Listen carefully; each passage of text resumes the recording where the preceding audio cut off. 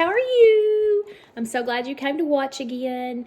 Yesterday we read the first chapter of Junie B. Jones and Dumb Bunny.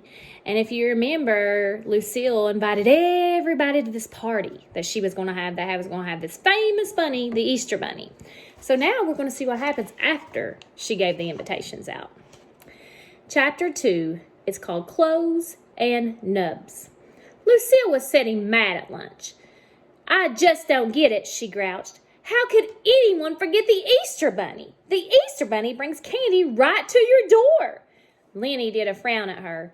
"He doesn't bring candy to my door, Lucille," he said. "The Easter Bunny is a different religion than me. I'm Jewish."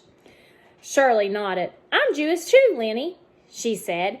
"I've never, ever been to an Easter egg hunt before.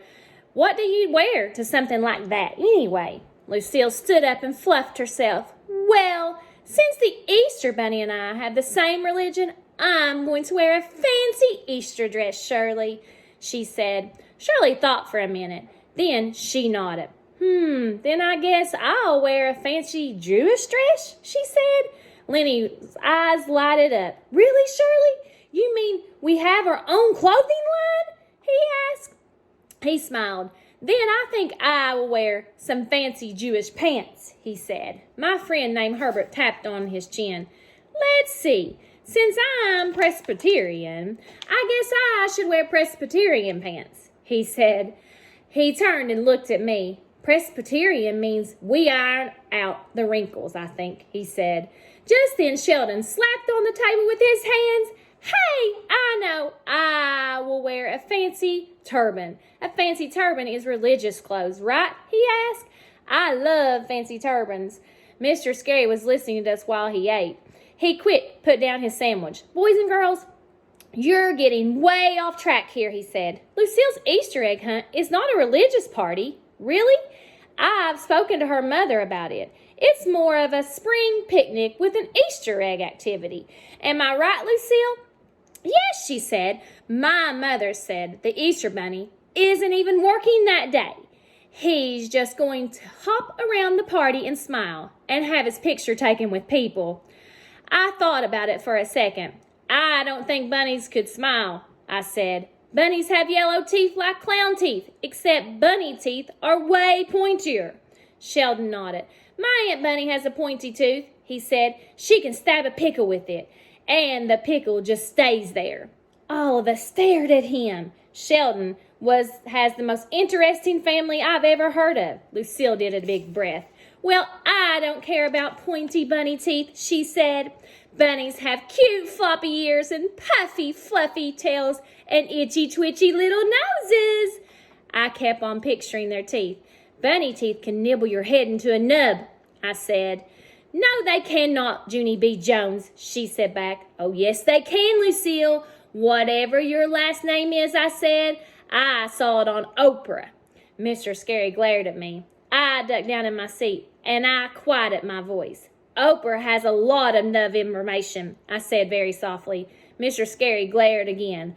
I started to squirm. Teachers can spot a fib a mile away. At recess, Lucille told us more about the party. She said that there was going to be lots of delicious food to eat. Plus, also, there was going to be an exciting prize for the Easter egg winner. "And wait till you hear this," she said. "My daddy is going to hide a real pretend golden egg. And whoever finds the golden egg will win the grand prize of the day. And that is a fabulous play date with me, Lucille." She twirled around and hugged herself. "And it's not just any old-fashioned play date with me either," she said.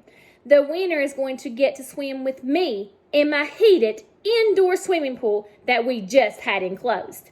She did a little shiver and rubbed her arms. "Isn't that exciting, everyone?" she asked. "Doesn't that give you the twinkles?" She looked around. "Well, doesn't it, huh? Doesn't it make you twinkle all over?" she asked. All the children looked curious at each other. Herbert rocked back and forth on his feet a minute.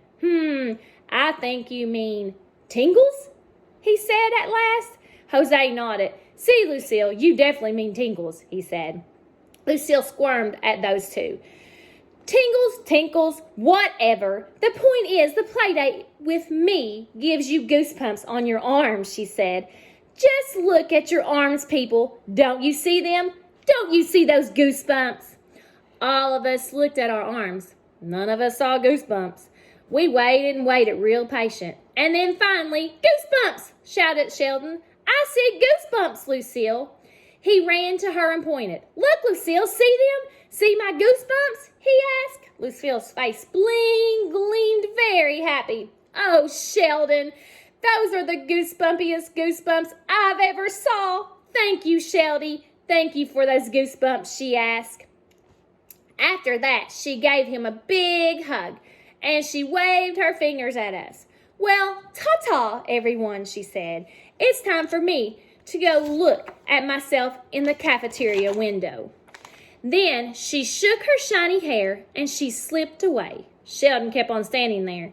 He was shocked from the hug, I think. Then all of a sudden, his whole face lighted up and he began to shout, Lucille, wait up! I'll look at myself in the cafeteria window too, he shouted. He took off, skipping after her. I smiled to see that. I think Sheldon has a crunch on Lucille, I said to my friend Herbert. Herbert looked funny at me. You mean crush, Junie B? He has a crush on Lucille? He said. I started to laugh.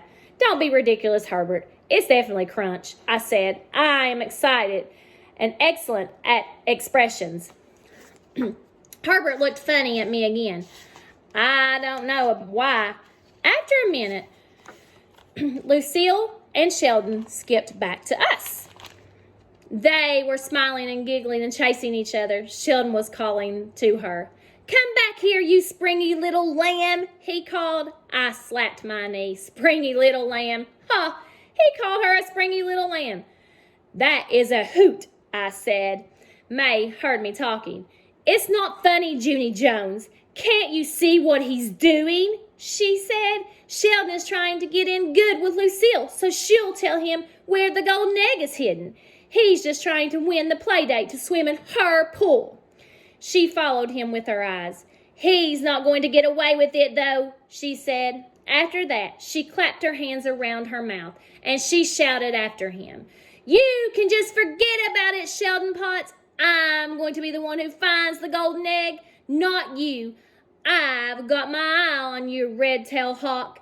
I looked at her very curious. May has a lot of bird parts, I believe. Also, she is cuckoo. And that is not name-calling. That is just the truth. That's chapter 2. We'll read chapter 3 tomorrow. Remember to make sure that you finished all your NTI work. And Miss Weasley really, really misses you. And I can't wait till we're back. And I hope you're enjoying these videos. Let me know what you think and what your favorite part is. Bye.